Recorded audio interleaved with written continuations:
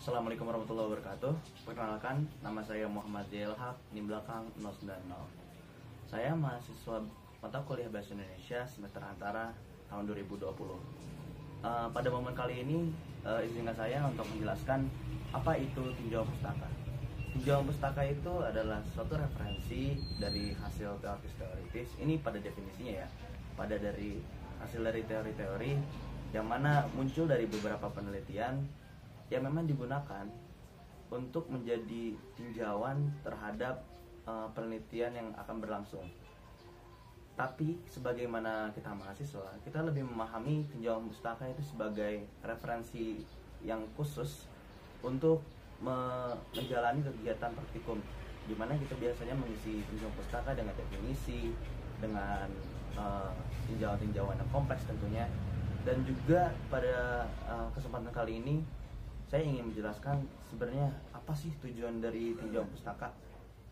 Nah, yang oleh sebab itu tinjauan pustaka ini lahir dari dimana penelitian harusnya dibangun berdasarkan fakta dan landasan-landasan khusus. Tetapi akan sangat tidak mungkin bila mana seorang researcher yang memang dia ingin menggali suatu teori, tapi dia harus menggali secara definisi semuanya. Bayangkan bila mana Dalton ketika dia ingin, mungkin Rutherford, dia kan seorang teoritis fisika, di mana dia ingin menggali soal atom, itu akan kesulitan bila dia harus menggali secara definisi awal. Akan kesulitan ketika dia harus benar-benar memupuk secara teoris apa landasan fisika tentang atom. Jadi dia berangkat dari suatu teori yang mana dijadikan suatu landasan ketika dia membangun teori dia sendiri dalam penelitiannya dia tentunya. Akhirnya tinjauan pustaka ini bukan sekedar untuk sebagai landasan atau sebagai arahan, tetapi juga sebagai patokan di mana suatu penelitian itu berlandaskan terhadap teori apa atau penelitian mana, yang mana memang hal tersebut harus saling berkaitan. Dan juga sebenarnya dalam beberapa penelitian ini dikatanya dekat. Oke, pada kesempatan kali ini saya ingin menjelaskan langkah-langkah yang didasari oleh suatu penelitian untuk lebih baik dalam membangun tinjauan pustaka. Pertama yang harus dilakukan adalah kita harus mencari kata kunci terhadap penelitian yang kita cari. Pada hal tersebut itu dimana dunia yang luas ini telah menyediakan beberapa repositori atau laboratorium online atau juga perpustakaan online yang memang pada dasarnya akan mendeliver kita tentang informasi-informasi yang kita butuhkan. Akan tetapi akan jadi kesulitan bagi para peneliti serta pembaca juga dalam memahami ketika kita tidak memiliki kata kunci untuk melandasi apa yang ingin kita cari. Ketika kita sudah mendapatkan apa yang ingin kita cari, tentu kedepannya akan jadi lebih mudah dalam membangun pemahaman.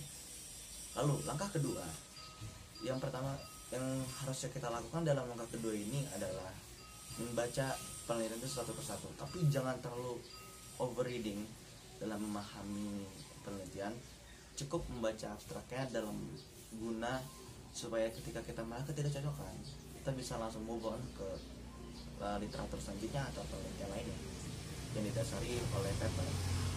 Dan juga tahap selanjutnya, tahap ketiga, yang paling penting kita harus membuat alur yang mana bisa melalui literatur map, atau mungkin kawan-kawan sendiri punya preferensi dalam membangun pemahaman lainnya, tapi saya lebih prefer terhadap literatur map. Pada literatur map ini kita harus menggali di mana ini kira-kira dalam segi pembangunan tinjauan pustaka baiknya mengalir kemana, baik dari definisi awal sampai ke pemahaman khusus lainnya. Lalu yang ketiga adalah pemahaman konsep. Dalam memahami definisi, memahami tinjauan pustaka yang sifatnya khusus, kita juga harus memahami apa yang sebenarnya kita tulis dan itu berdasarkan apa idenya. Dalam hal tersebut kita bisa membangun ringkasan atau dengan kemampuan teman-teman lainnya yang mana bisa melalui audio ataupun apa, tapi dalam idenya adalah kita lebih prefer untuk mengisi seluruhnya dengan hal yang konstan supaya teman-teman bisa lebih aktif dalam mengembangkan serta lebih fleksibel dalam membangun pemahaman. Langkah selanjutnya adalah kajian terhadap konsep. Ketika kalian teman-teman sudah mendapatkan base dari pemahaman yang kalian butuhkan tentang contoh apa itu matahari, apa itu bintang, apa itu neutron star, black hole ataupun apa, akan jadi sangat kesulitan bila mana teman-teman tidak paham ide dasar itu. Jadi ketika penelitian ini terasa bias atau pemahamannya secara kurang, teman-teman tidak bisa mengkolaborasikan dengan pemahaman lainnya untuk menyempurnakan penelitian tersebut. Itu akan menjadi masalah tentunya.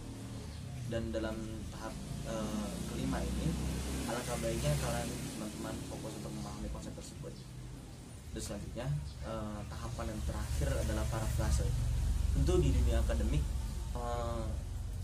suatu tindakan di mana kita menjiplak kata-kata secara rinci dan lengkap itu suatu skandal yang mana akan menjadi masalah ketika literatur disitasi dan sebagainya. Maka sistemasi parafrase itu penting untuk selain hanya sebagai kaidah administratif yang memang bertujuan untuk mempermudah pencarian dalam penelitian, tetapi menjadi kadar khusus juga untuk teman-teman membangun paradigma sesuai dengan pemahaman si peneliti dalam membangun kaidah-kaidah khusus.